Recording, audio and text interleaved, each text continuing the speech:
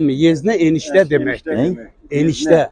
Yezne enişte demek. Yezne. Azeri dilinde değil gelinin yeznenin saklar sərini, erköyün böyüder nevelerini. Neven ve çocuklarıdır, torunlarıdır. Erköyün böyüder nevelerini ve işte deyir. Canım, her şeyim, hasretim deyir anam gildədir. Ya belə bir şey olar mı ya? Analar ne kadar kutsaldır ya. Kutsal bir şeydir analar. Bunu kim yazmış oldu? Bu Bahtiyar Vahapzade'nindir.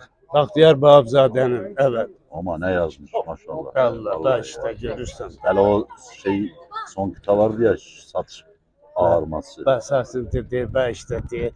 Saçların ne yaman ağarı bayana.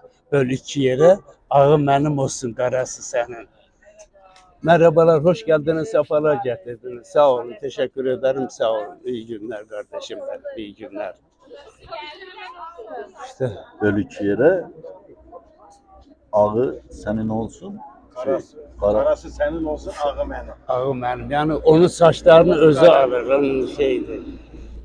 Azaplı Mikail de deyir ki, ya sen ne yaman ihtiyar verirsen. Deyir, bu ağları özüm kazanmışam, bu saçlarımın özü kazanmışam. He, söze bak söze, Azaplı Mikail işte deyir. He.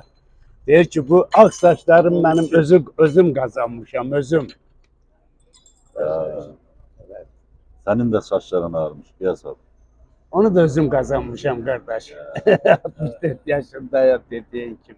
Kulakların var kızı, bostanların gül bəsəri yağ kızı. İndi belə damağıma tat verir, itkin gedən günlərime yad verir. Gör, bak. O da Şəhriyarındır kardeş.